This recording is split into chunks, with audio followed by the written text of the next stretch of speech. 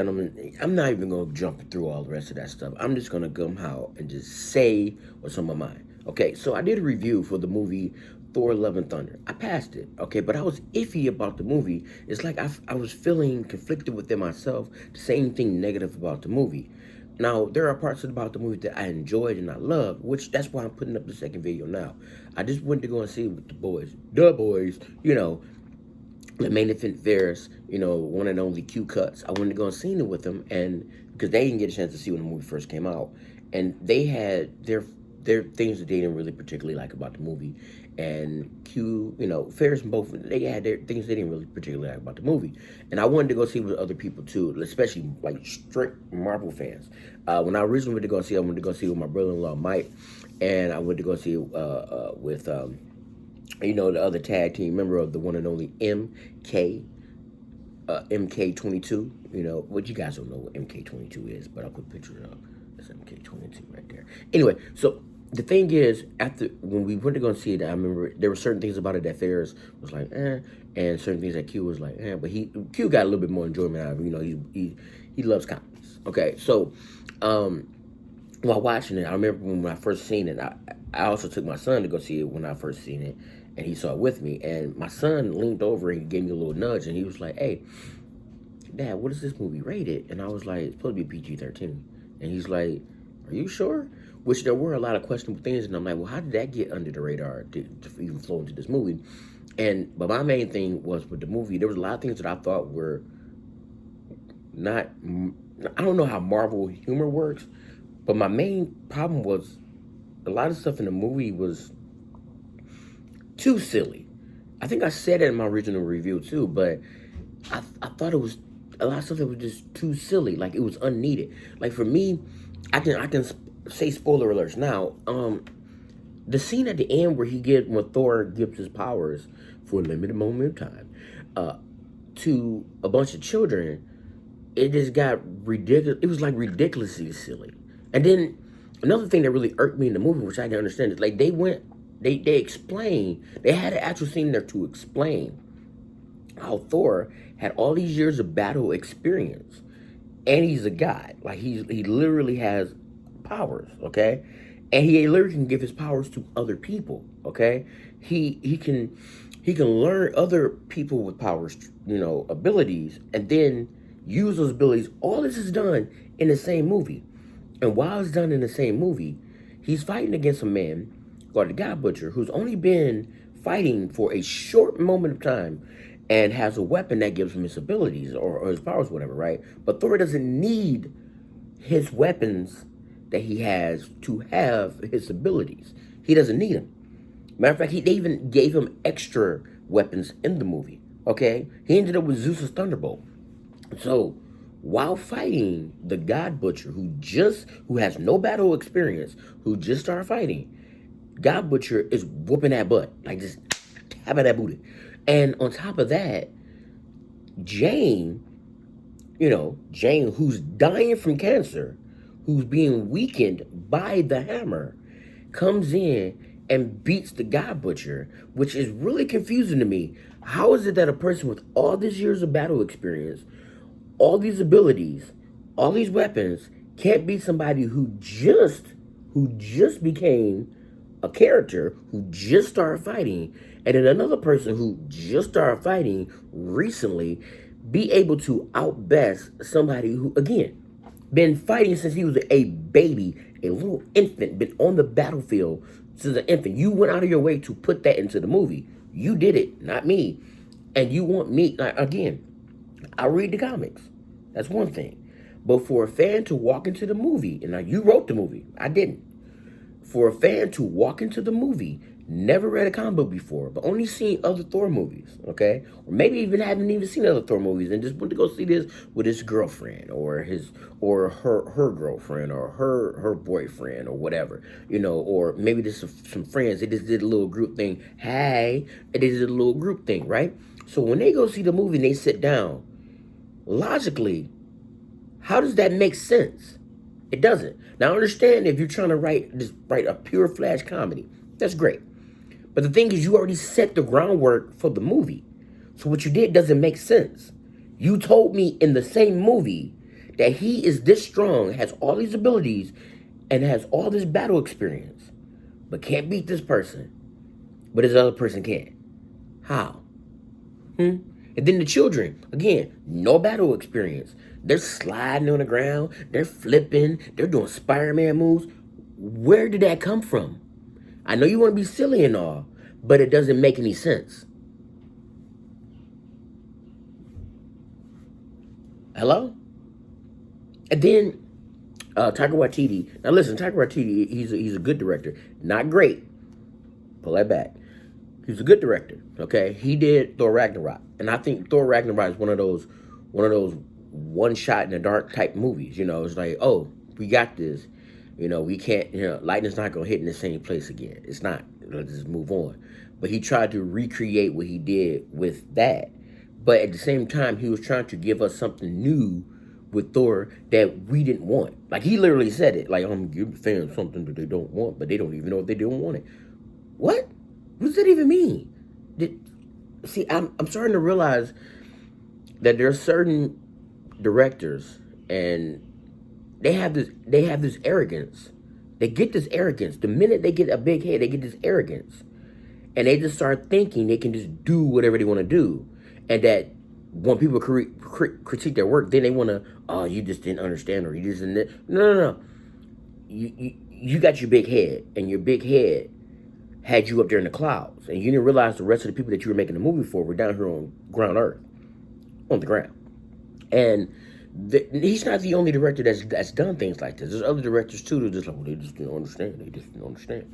Okay, now I can understand like you're writing a movie and then you're about to put your movie out and then you have like the executives and stuff like that come in. Their objective job is to make money. Okay, that's their job. Okay, so that happens with a lot of studios. Like when you look at like Warner Bros and stuff like that, and what happened with the Snyder Cut.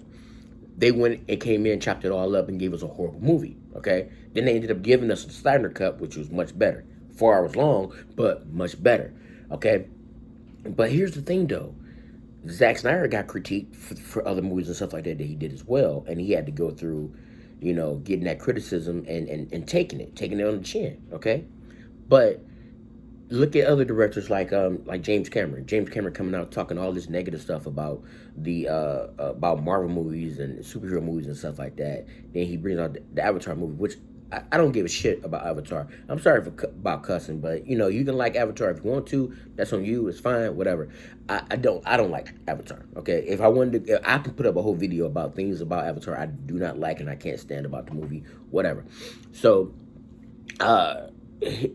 not only him, there was another director who did the movie Moonfall, which Moonfall. Give me a second. So this director said that he's gonna give us something that we want to see, blah blah blah, right? So we get the movie Moonfall, and he's talking all this trash about all these superhero movies and stuff like that. So he puts out Moonfall, which his track record with movies is like, okay, listen, you make disaster movies, okay? You make movies that shouldn't come out of the theater, that should just come out on television, like lava spiders, movies like that. My son likes movies like that, like lava spiders. That's what movies you make. You make those disaster movies that are really silly, you know, and don't make any sense at all. No logical sense. They're just kind of like running comedies, okay? Kind of like Thor: Love and Thunder. Okay, so after he made those comments and stuff like that about superhero movies and stuff, he then made the Moonfall movie, and the Moonfall movie was horrible across the board. The acting was terrible. It was no logic at all in the movie. The moon's gonna help us today. Like some of the graphics were messed up. The storyline was just terrible, just terrible. And I'm sitting there like, okay, listen. I think a lot of, I've been thinking about this for a long time. I think a lot of people are missing a point when it comes to the art of directing a movie, the art of writing a movie, the art of acting in the movie. And every movie is made for a certain reason and made for a certain group of people in a certain genre. Okay? And Marvel has this opportunity to present movies such as this to different groups of people all at once. Okay, so a lot of people want to follow the storyline and the through line of Marvel, and that's the beauty of Marvel. You want to see how does this piece connect to this other piece, like Lego blocks. Okay, and it's wonderful. But the thing is, for a director, to me personally, for a director to come in and say, "I'm gonna give you something that you didn't know you wanted to see, or I'm gonna make this character vastly different than what he was in the comics," we don't want that. We don't. When you did Ragnarok, it was something different, okay? But we had a through line with the movies, okay? But there's so much in this movie that you gave us that doesn't make sense for your own story that you gave us, okay? So again, Miss Marvel just recently came out, and there are people that had criticism towards that. The director got mad about that. Listen, some stuff is a hit, some stuff is a miss. But for you to get mad at the criticism, and for you even to go into it changing things about the character in the first place and not thinking that it's going to have a negative effect, then that's on you. You should have been prepared. You're a director, you're a writer, you're an actor. You have to be prepared for these things, and you have to especially be prepared for the criticism that's going to come behind it. Now, Thor, nobody's liking it from what I can see. They're watching it because, again, it's a part of the through line. And then Miss Marvel, nobody's watching that at all either. Basically, another reason why I wanted to put this video up is, so far, Phase 4 is not being good. I sat down and I debated with people about how they felt about Black Widow. I enjoyed Black Widow. I thought Black Widow was good. But the main problem with Black Widow is because the main problem I think people have with Black Widow is the time that you brought it out. You went through all this red tape and all this fighting and everything to try to talk about when you're going to bring out your first female-led Marvel movie, but Wonder Woman jumped out first, and then you was like, well, that was successful, let's put this out. But now you kill off the character and then bring the character back in a prequel movie. But then you also gave us Miss Marvel, and nobody really liked Miss Marvel. Well, at least no one that I know of really liked Miss Marvel. I know certain women that was like, yeah, they enjoyed it, I guess. But that's what I'm saying. It was a I guess movie.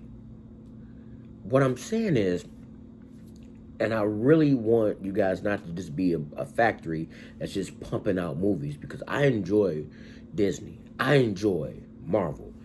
I enjoy watching the art that you're putting out there. But I'm begging you, please, don't get this big head.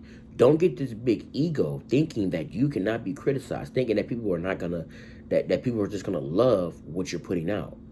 Now, you're on top right now, but with Phase 4, you're lagging. Like a computer that hasn't been backed up for a long time, and it can't keep up because the hard drive is overbearing. You're lagging. Calm down. Put out the art and keep the art what it should be. Don't turn into this ego that you got on your back, this chip that you want to put on your shoulder. I'm begging you, because you can be on the top today and you can fall tomorrow. And Marvel, Disney, you got a lot invested in this. All this time. Hell, I got a lot invested in this. After Endgame, you guys start going down a downward slope because you thought those fans were just going to be like, whatever you give me, I'll take it. If you give me gruel, I guess I'll eat it. No. Everything's expensive nowadays. You know how much it costs to go to a movie theater? And then you put it on Disney Plus. Well, cool. But I can also watch The Boys. I can also go watch what's going on with Umbrella Academy. I can watch Stranger Things. There's so many other properties out there that I can watch that I don't have to watch you. And DC, so far, has been kicking their game up. They had all those flops, and all of a sudden, they're starting to get better now. Because, hey, at first, I didn't want to see Black Adam, but now I'm kind of excited for it after watching the trailer for it. You guys, I'm just happy that somebody was actually able to see the movie Ragnarok with me, and I can actually hear their point of view about what they felt about it.